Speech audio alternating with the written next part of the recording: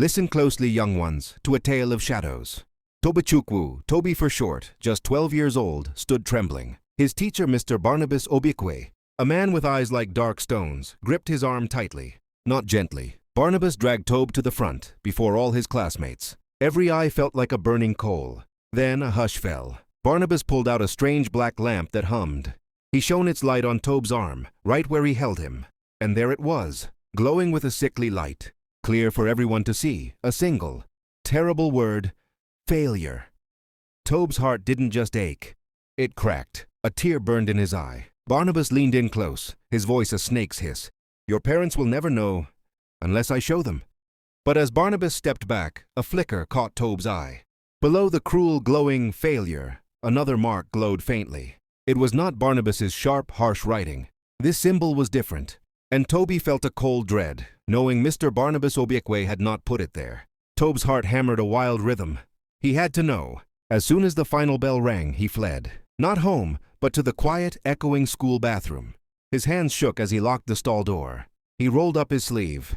The word failure still burned faintly, a hateful scar. But below it, he pulled out his small phone, its light a trembling beam. He shone it carefully, just like Mr. Barnabas had. And there it was, not just a faint outline, but a clear word, glowing softly, strangely. Beneath failure, it read, key. A cold shiver traced down his spine. Key? What did it mean? Don't ever show that one.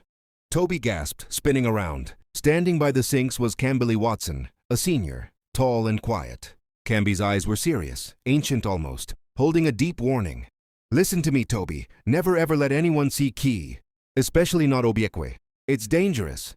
His voice was low, a whisper like dry leaves. Toby stared, confused, terrified. Before he could speak, a heavy thump sounded outside the bathroom door.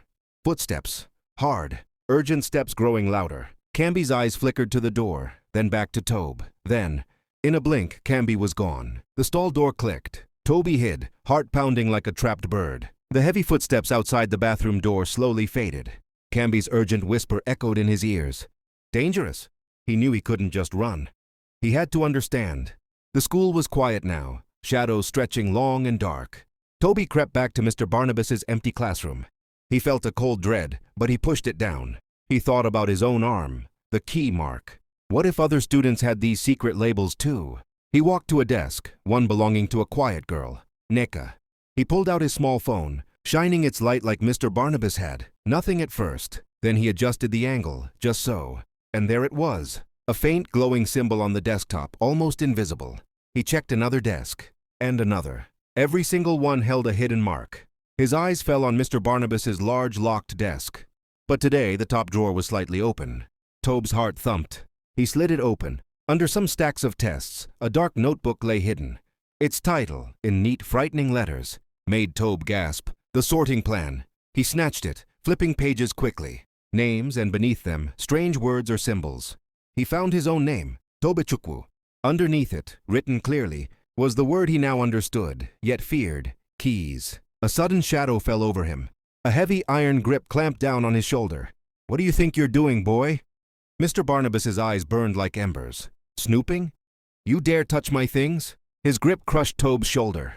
Toby gasped, unable to speak. The sorting plan notebook clattered. Barnabas snatched it, face tight. You'll regret this, Tobechukwu. Your future? Gone. Your parents will hear terrible things. Poof. Tobe's gut twisted. Mr. Barnabas held his fate. Just then, a sharp bzzzt sounded. The teacher's phone. Barnabas shot Tobe a furious look.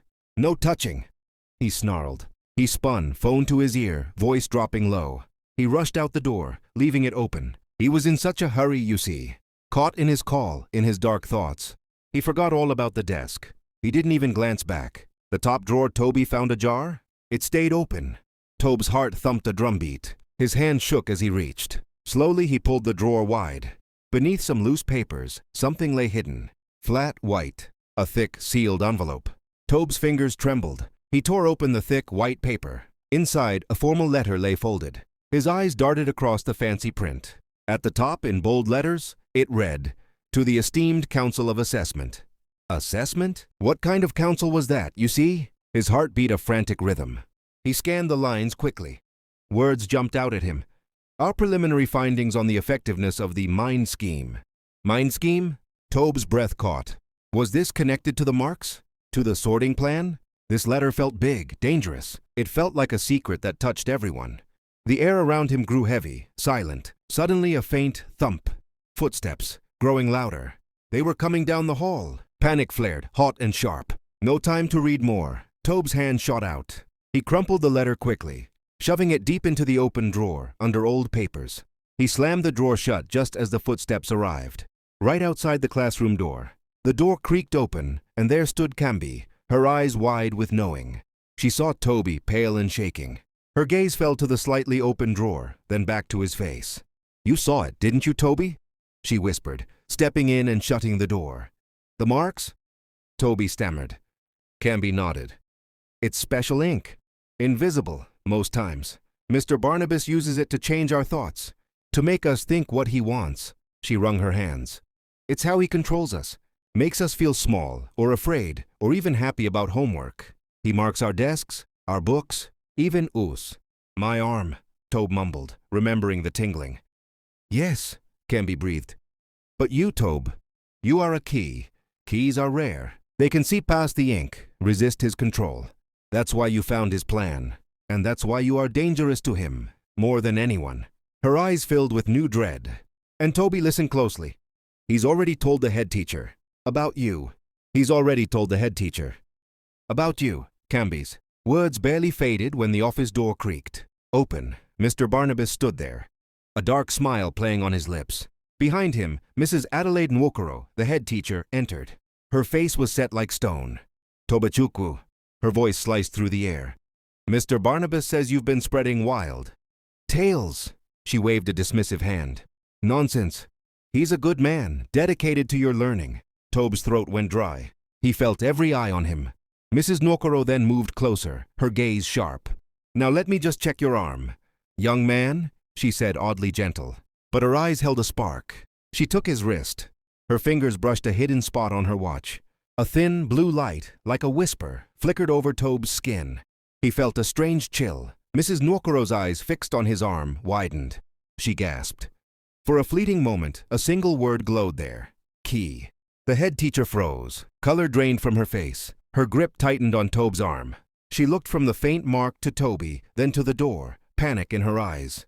Without a sound, her free hand shot out. The office lock clicked, sharp and final, trapping them all inside.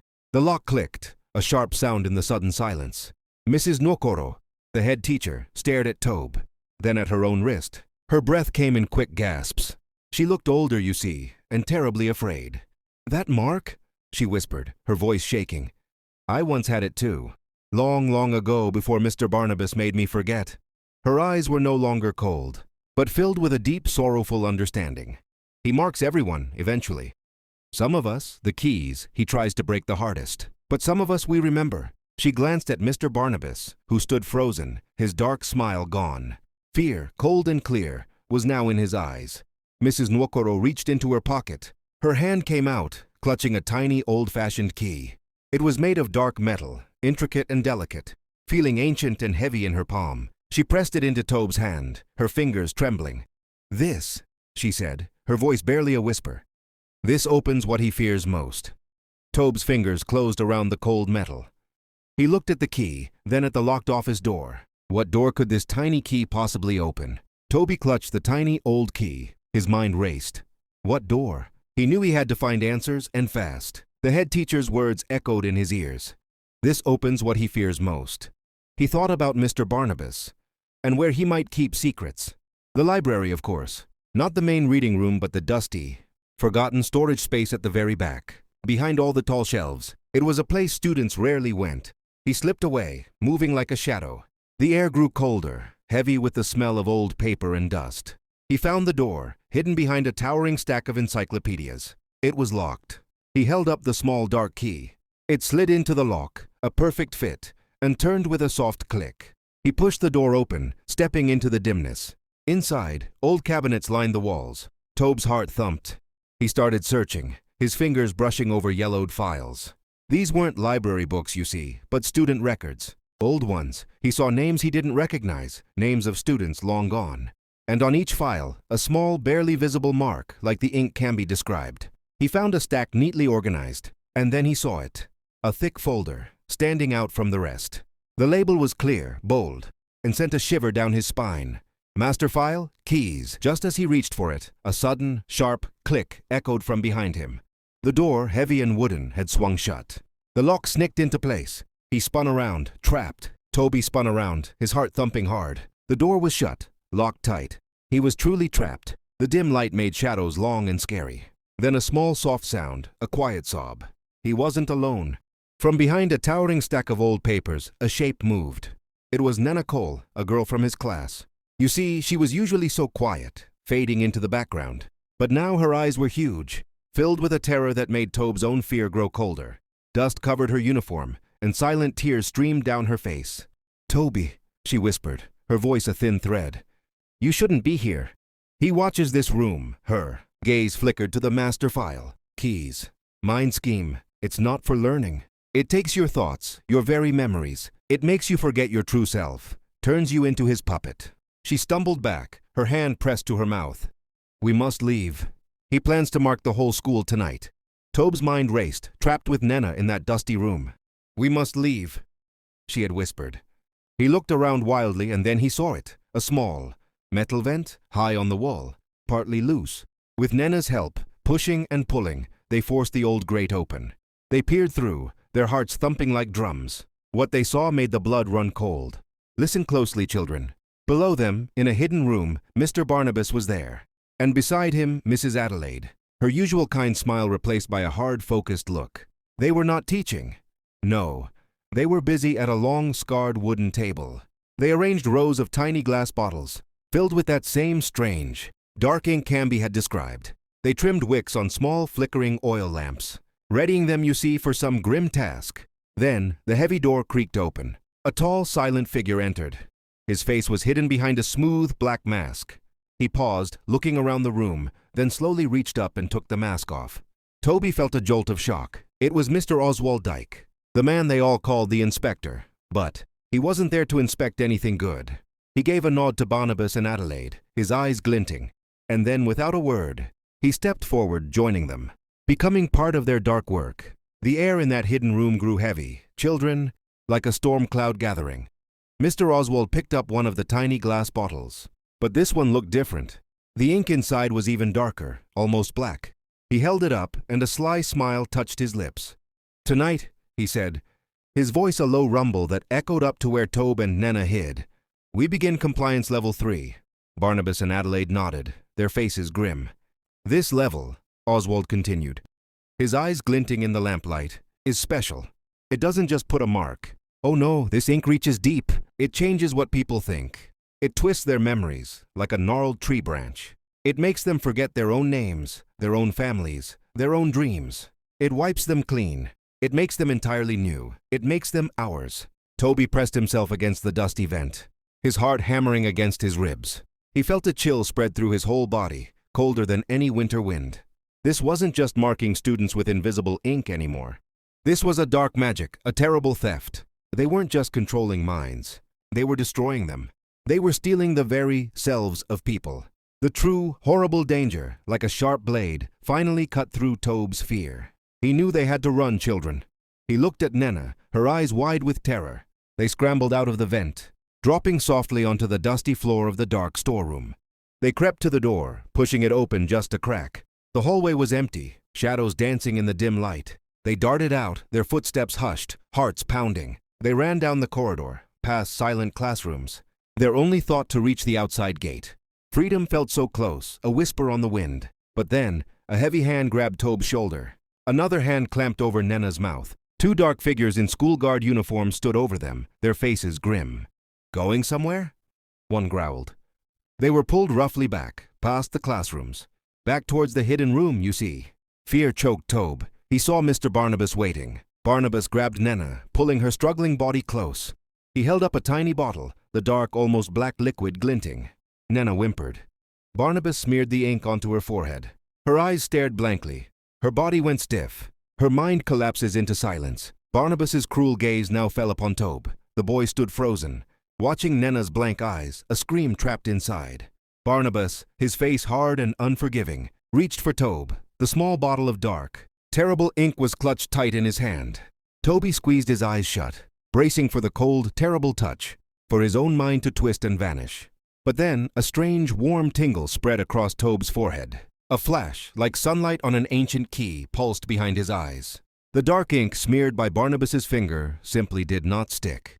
It shivered and fought, then dripped away, like water on polished stone, leaving Tobe's skin perfectly clean. Barnabas stared at his own ink-stained finger, then at Tobe's unmarked brow, confusion clouding his face. Mr. Oswald the inspector stared. His sly, cruel smile vanished. His jaw dropped open.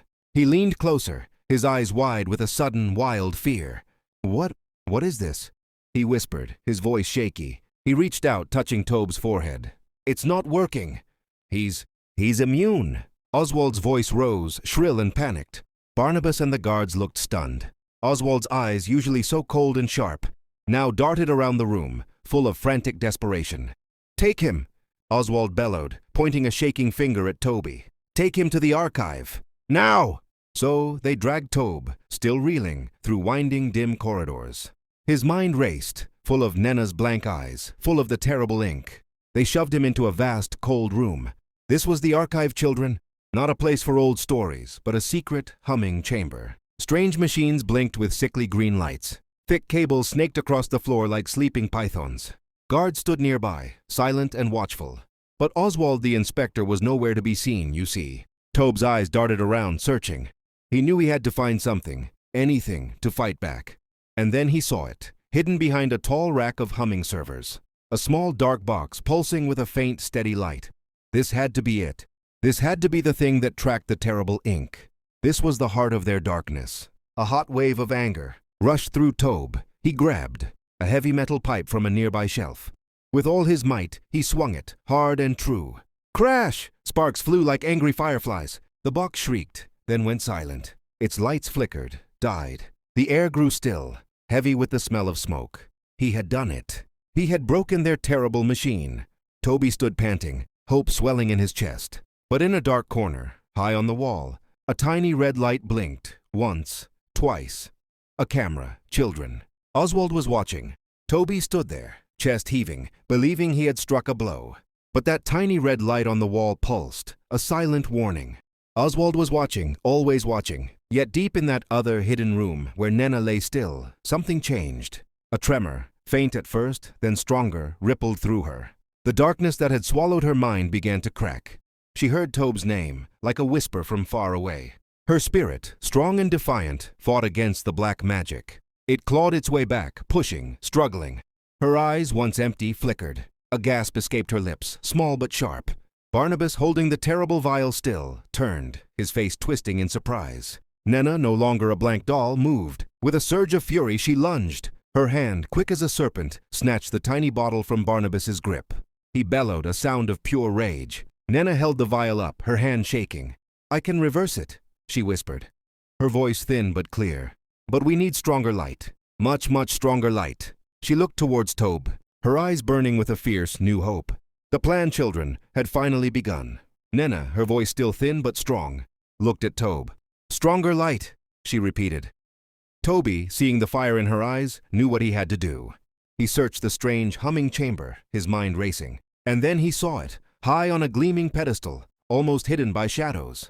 A huge crystal orb glowing with a soft, steady power. This, children, was the legendary Master Lamp, a source of pure energy, long forgotten. Toby climbed, straining, until his fingers brushed its smooth, cool surface.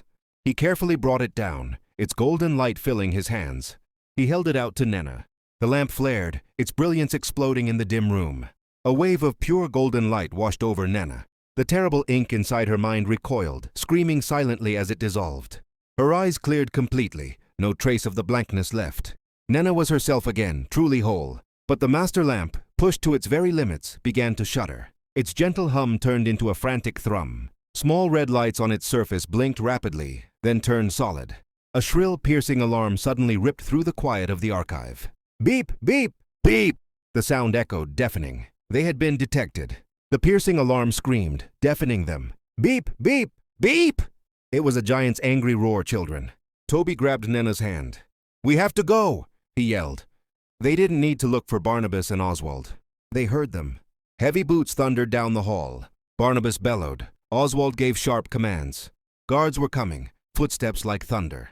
Toby and Nenna burst out, racing through twisting corridors. Doors slammed. Shadows reached. They ran past classrooms, past libraries, hearts pounding. The master lamp in Tobe's hand pulsed dimly. They needed a hiding place. Toby remembered the old art room, full of paints and canvas. They crashed into the art room, breathless. Barnabas appeared, face twisted in fury. Oswald was right behind him, then a rush of guards. The master lamp in Tobe's hand, still glowing, suddenly flared. Children. Its pure white light hit Barnabas. Then a gasp. Across Barnabas's body, beneath his clothes, thousands of fine black lines began to glow. Like ancient tattoos, they pulsed deep in his skin, shining through his uniform. His whole body became a map of terrible, hidden script. His past children was exposed. The light children held Barnabas captive. His skin pulsed with those dark, secret lines. Oswald's eyes narrowed, a cold anger replacing his usual calm. "Barnabas," he snarled, his voice sharp like broken glass. "You were always a corrupted product of the mind scheme. A failure, a flaw in my design." His words hit Barnabas like a physical blow. Barnabas roared, a sound torn from deep inside him. His face, once only furious, now held a deep shame, a burning betrayal. Oswald, his supposed master, had just called him out, exposed his deepest secret, branded him a reject in front of everyone. The humiliation was too much. Barnabas's body shook with unbridled fury. He moved with a speed no one expected, turning on Oswald, his heavy hand a blur. He didn't care about Tobe or Nenna anymore. His rage was for Oswald alone. A solid thud echoed through the art room as Barnabas's fist connected. Oswald stumbled, clutching his jaw, his eyes wide with shock. Listen closely, children. In that moment, something shifted. The ground beneath their dark alliance cracked. Their partnership, once so strong, was now crumbling, falling apart right before their very eyes. The art room was a whirlwind of shouts and struggling men. Barnabas, a force of raw anger, pushed Oswald back. In that wild moment, Tobe saw his chance. His eyes locked onto the small, clear vial that had fallen from Oswald's bag onto a scattered pile of papers. The compliance vial, children. The very key to Oswald's terrible power. Toby lunged, his fingers closing around the cold glass. He held it up, letting its clear liquid shimmer in the dim light. "Stop!" Tobe yelled, his voice surprisingly strong. "Let us go, Oswald, or I will break this. Everyone will see your lies exposed. Your invisible ink will be useless." Oswald's face drained of color. He stopped struggling with Barnabas, his eyes fixed on the vial. "Foolish boy," he hissed, his voice trembling. "Don't do it. What do you want? A fortune? Power? A new life far away from here? I can give you anything you ask for, anything at all." He began to gesture wildly, reaching into his pockets. But Tobe shook his head, his gaze firm. "Your bribes mean nothing to me, Oswald. Your money is tainted. I won't let you hurt anyone else, not ever again." He gripped the vial tightly, his resolve shining. While Tobe stood defiant, Nenna's sharp eyes were scanning the messy floor. Her gaze fell on a small dark object near Oswald's dropped bag. A USB stick, sleek and black. Curiosity tugged at her. She picked it up. On its side, in stark white letters, was a chilling label. "Mind Scheme Blueprint." "Mind Scheme Blueprint." Nenna traced the words. A shiver ran down her back. "Toby," she whispered, holding it up. "Look." Tobe's eyes widened. This small stick, children, held everything. Years of Oswald's twisted plans, every dark whisper, every cruel experiment. The mind scheme's heart was locked inside. Nearby, a dusty computer sat forgotten. Toby, quick as lightning, plugged in the USB. The screen flared. Thousands of folders stretching back decades. Recordings, children, of every evil thought, every secret plot. Toby copied it all. Every file, every hidden truth. Oswald's dark past poured into the machine. The computer hummed. Oswald, still fighting Barnabas, never noticed. Then, a sudden, loud crack. The lights above them flickered, then vanished. Darkness swallowed the art room. Pupils gasped. Only Tobe's soft glow remained, and the dim computer screen, still copying. Outside, a heavy thud echoed. Barnabas, cold with fury, sealed the school gates. He isolated the school, children. No one in, no one out. In the sudden darkness, with the files copied, Toby knew his time was now. He grabbed the glowing computer screen, its light a guide, and darted from the art room. Nenna followed close behind, a silent shadow. His feet flew down the hall, led by dim emergency lights. He found the dusty old PA system, you see, in the main office. No fear now. He quickly plugged the computer into the soundboard. A sharp crackle ripped through the school speakers, making every child jump. "Listen closely." Tobe's voice boomed, loud and clear, echoing through every room, every hall, even outside the sealed gates. "This is Toby. Oswald and Barnabas have been lying. Their invisible ink is a lie. It steals your thoughts and makes you obey. I have the proof right here, children." Outside, the parents, confused and trapped, froze. They heard his words. A stunned silence fell, then a murmur. As Tobe read out loud from the mind scheme blueprint, the parents gasped. Then their anger exploded. The truth finally had broken free. But as Tobe finished, a heavy shadow filled the office doorway. Barnabas. His face was a mask of cold, hard anger. He stepped in slowly, blocking Tobe's escape. Barnabas lunged. His silver pen flashed. He tried to mark Tobe again, to silence his loud truth. Toby ducked, pulling back. Barnabas's eyes were wild with anger. "Fool!" he hissed, almost reaching Tobe's face. But then, Oswald burst into the office. He looked shaken, a small UV lamp held tight in his hand. The lamp hummed softly. Its purple light swept across Barnabas in the dim room. Children, what they saw next made their hearts leap.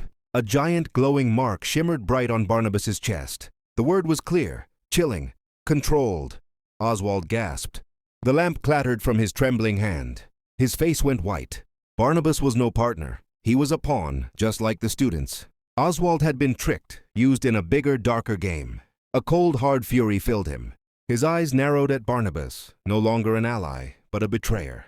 He turned on him. Oswald, a storm of fury, still wrestled Barnabas. But Nena, quiet until now, saw the small UV lamp. It lay glowing on the floor, dropped in the chaos. She snatched it up, quick as a flash. Her small hand shook a little as she turned its purple beam towards Oswald. Listen closely, children, for what she saw next. The light fell on Oswald's own chest, and there, plain as day, shimmering bright for all to see, was a word. A mark that chilled them to the bone. Created. Oswald gasped, his own eyes wide with horror. He was not just tricked. He was made for this dark program, a tool from the very beginning. His fury died, replaced by a terrible, cold dread. He too was a pawn. Then a loud crash. The sealed school gates exploded inwards. The angry parents, their faces grim, stormed into the school, their voices a furious roar. They streamed down the halls, right towards the office. Police sirens wailed, drawing closer, their lights flashing red and blue through the windows. Authorities burst in, guns drawn, shouting commands. They quickly seized Barnabas and Oswald, hands bound tight. Then, their stern eyes turned to Toby, still holding the glowing computer. "Boy," one officer asked, his voice sharp, "what does key mean?" The officer's question about key hung heavy. Just then, Adelaide appeared, pushing through the crowd of parents and police. She carried a stack of old, worn documents, yellowed with age. "This explains it," she announced, her voice trembling slightly but firm. "The key students were chosen long ago, not for evil, but to protect the school. You see, children, these were brave pupils selected to uncover and dismantle corruption from within. Oswald and Barnabas had twisted this noble purpose for their own dark mind scheme."